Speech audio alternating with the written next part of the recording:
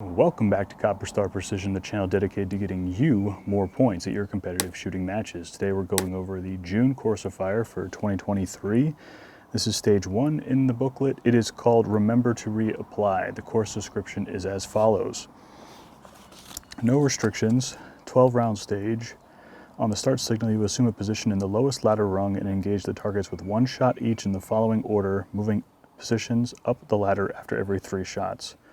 So we're going to go near to far, and then move, far to near, move again, far to near, move again, and lastly, near to far. All shots are hit or miss, move on. So we've got 3 targets here, 12-round stage. I'll put the target sizes down here as usual. My dope for this stage is down 2/10, 3/10, and 6/10. So I'm probably going to use holdovers here. It is a 12-round stage. There is a little bit of involved movement. Much like the ladder stage that we had in the May course of fire, which I also published a video on, it's all about knowing kind of what body positions work for you for each height of the ladder rung. I'm assuming most people have a ladder. You can put it in your house and you can practice kind of what works for you. I have definitely my preferred methods, so we can go over that, and I'll give you some other alternative options as well. But I think holdovers is key here. 12-round stage, lots of movement. If you only have 10-round magazines, you'll have to incorporate a mag change. We can talk about where that might be beneficial. So usually when I have ladder stages, like last month, I'm a huge advocate of using something like a Gray Ops plate with the Armageddon Gear flat bag.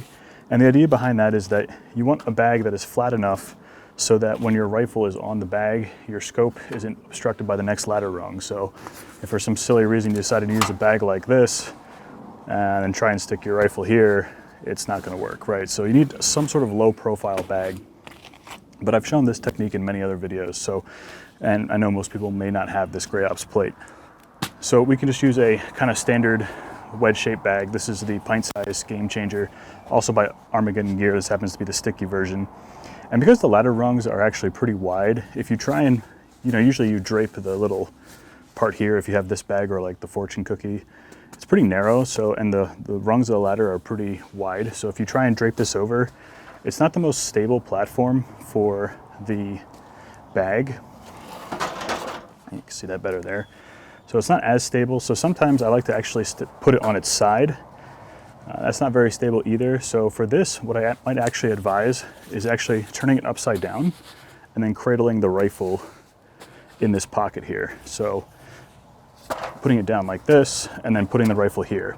And this is much more stable than the other positions, just because the ladder rungs are so thick. If we have something like the back of a chair, which we'll see later in this course of fire, trying to go like this is actually more beneficial. But kind of get an idea of what works for the gear that you have. So won't need a bipod for this stage. And if you've seen my other videos, I'll probably be repeating myself, but on the lowest ladder rung, I like to go prone. So I'm going to use this upside down. I'll put that down there, stick the rifle in, have some sort of pump pillow as rear support. Get down on the rifle, find the first target. I'll be dialed down 2/10, so I'll just engage. The next target, I'll have to hold 1/2 mil. So 5/10 on that first hash mark, engage second target, find the third target. The difference is between -2 and 0.6 is 0.8, so I'm going to aim for 0.75 because it will be right between the 1/2 and 1 mil hash marks. Engage that target, and then we're going to move. Where people are going to mess up on this stage is on the second step, because remember, now it's far to near. And again, the second and third ladder rungs, I like to take a kneeling position. So I'm just going to approach the rifle.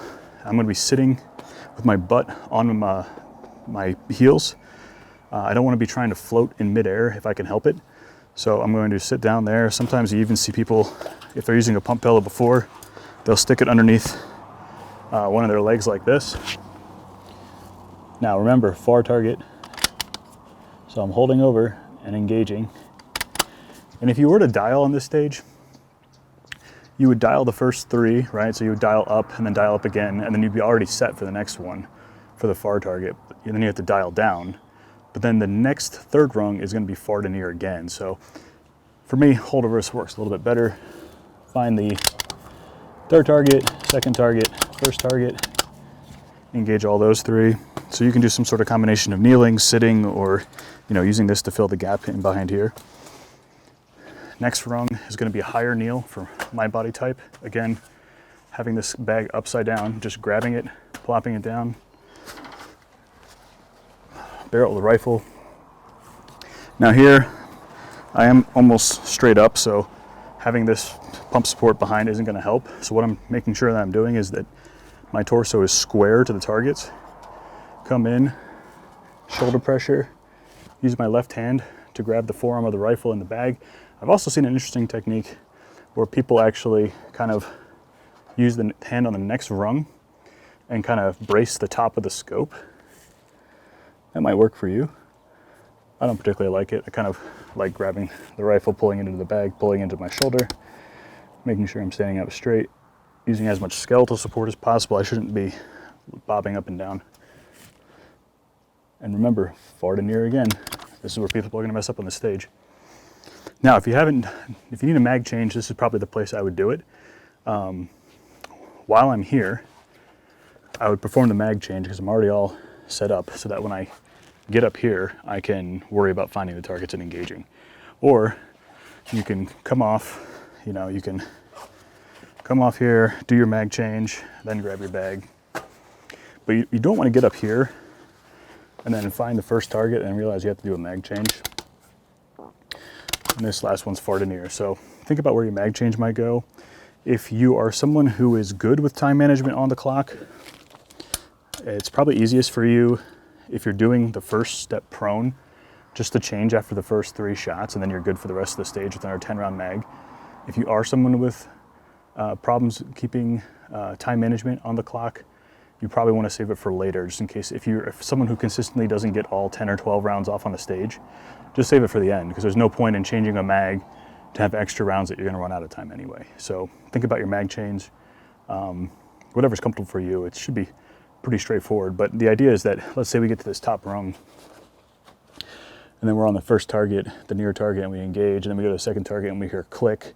Now we have to go in here, change the mag again, and now we've completely lost sight of our target. We should remember we're on target 2, but you get flustered, you might go to target 1, target 3, something like that. So I would advise a mag change, even though most mags have 10 rounds. Don't do it after you shot 10 rounds. Do it in transition to another rung. So after the first 3 shots, 6 shots, 9 shots, and before the last rung. So I would change it on the 3rd rung after the 9th shot. So I start with a fresh mag, and then I'm ready to go run 3 in a row, so that you're not mid-string of 3, you're not changing your mag and breaking your concentration and the flow of that latter rung. So those are my tips and tricks. As always, I hope they help. If they do, let me know down in the comments below. And until I see you next time, as always, score more points.